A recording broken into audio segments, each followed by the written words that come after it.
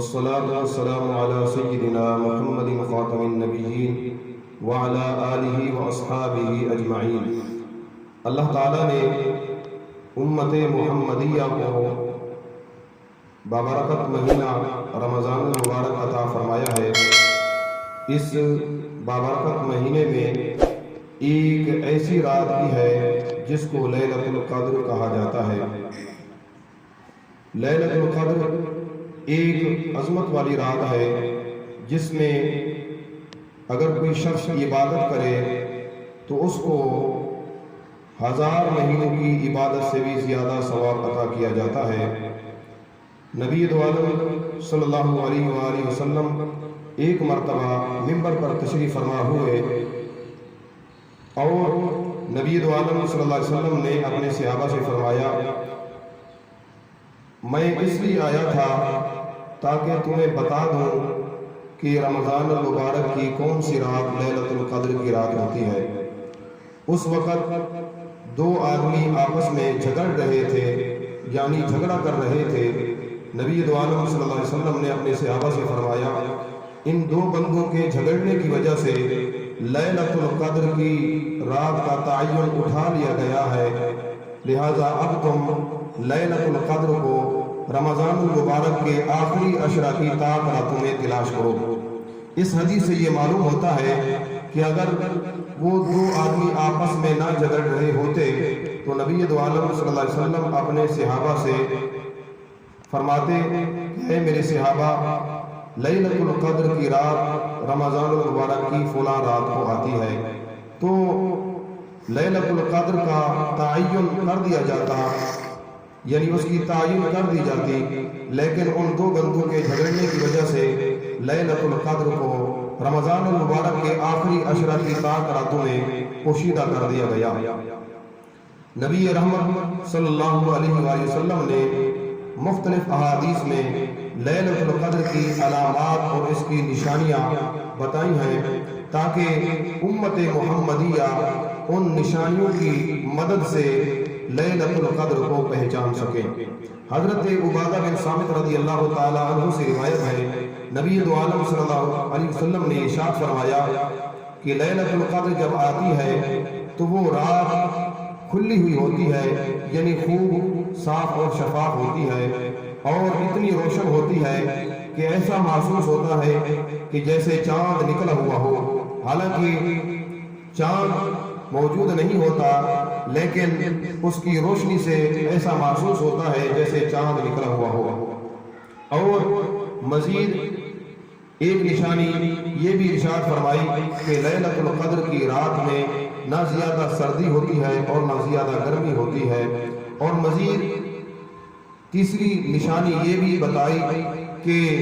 اس رات میں بارش بھی ہوتی ہے، اور مزید نبی عالم صلی اللہ علیہ وسلم نے یہ بھی ارشاد فرمایا کہ لیلۃ القدر کی رات جب گزر جاتی ہے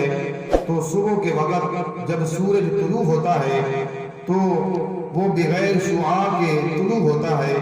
اور ایسا محسوس ہوتا ہے جیسے 14ویں کا چاند ہو، یعنی سورج کی روشنی تیز نہیں ہوتی اور سورج کی روشنی مدھم نظر آتی ہے۔ اس کی وجہ امام قاضی عیاض علیہ الرحمہ نے یہ ارشاد فرمائی کہ لیلۃ القدر کی رات میں چونکہ بہت زیادہ فرشتے زمین پر اترتے ہیں،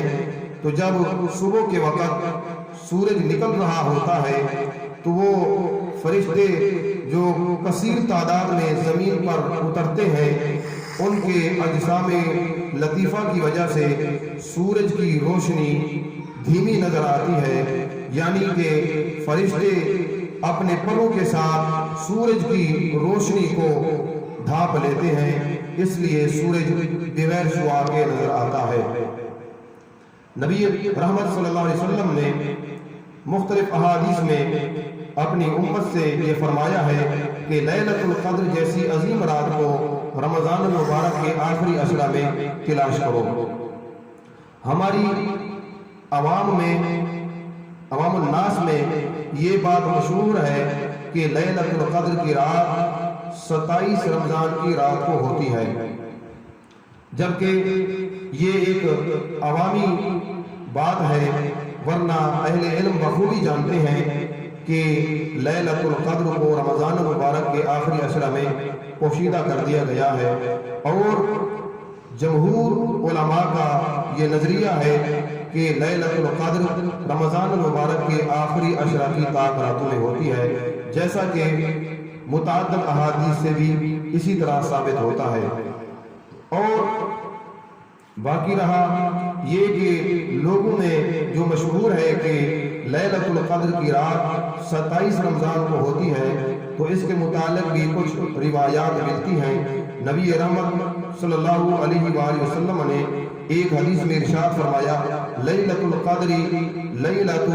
27، فرمایا کہ لیلۃ القدر کی رات 27 رمضان کی رات ہوتی ہے۔ اور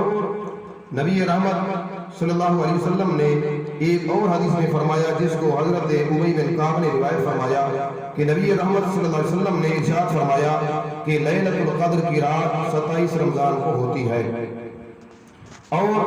صحابہ میں سے ایک جماعت کا یہ نظریہ ہے کہ لیلۃ القدر کی رات 27 رمضان کو ہوتی ہے، جن میں سے حضرت ابی بن کعب رضی اللہ تعالیٰ عنہ کا بھی یہی نظریہ ہے، اور حضرت عائشہ صدیقہ رضی اللہ تعالیٰ عنہا کا بھی یہی موقف ہے، اور حضرت معاویہ کا بھی یہی موقف ہے، اور حضرت امام احمد بن حنبل کا بھی یہی نظریہ ہے، اور صوفیاء کرام میں سے اکثر صوفیاء کا بھی یہی نظریہ ہے کہ لیلۃ القدر کی رات 27 رمضان کو ہوتی ہے۔ حضرت عبداللہ بن عمر رضی اللہ تعالی عنہ کے نزدیک بھی یہی نظریہ ہے کہ لیلۃ القدر کی رات 27 رمضان کو ہوتی ہے۔ حضرت ابی بن کعب اور حضرت عبداللہ بن عباس رضی اللہ تعالی عنہما کا بھی یہی نظریہ ہے کہ لیلۃ القدر کی رات 27 رمضان کو ہوتی ہے۔ اور مزید لیلۃ القدر کی ایک نشانی یہ بھی بتائی گئی ہے کہ اس رات میں سمندر کا کڑوا پانی شہد کی طرح میٹھا ہو جاتا ہے، جیسا کہ حضرت امام اوزاعی رحمت اللہ تعالی علیہ نے حضرت عبدہ بن ابی لبابہ رضی اللہ تعالی عنہ سے روایت فرمایا۔ آپ فرماتے ہیں، ذقت ماء البحر لیلۃ 27 من شہر رمضان فاذا ہوا عذب۔ فرماتے ہیں کہ رمضان المبارک کی 27ویں رات کو میں نے سمندر کا پانی چکھا تو وہ پانی شہد کی طرح میٹھا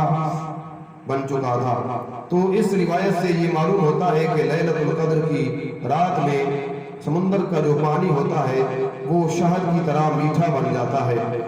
اور اسی طرح ایک اور روایت میں بھی اس کا تذکرہ ملتا ہے کہ حضرت عثمان بن ابی العاص رضی اللہ تعالی عنہ کا ایک غلام تھا جو زیادہ تر کشتی بانی کرتا تھا، تو آپ کے غلام نے آپ سے ایک مرتبہ عرض کی کہ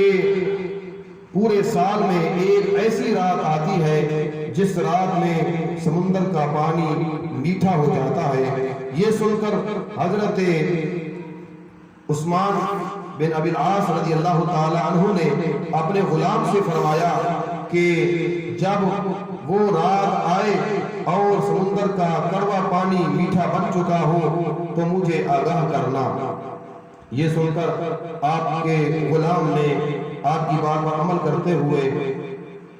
ایسا کیا کہ جب وہ رات آئی، جب اس نے دیکھا کہ سمندر کا کڑوا پانی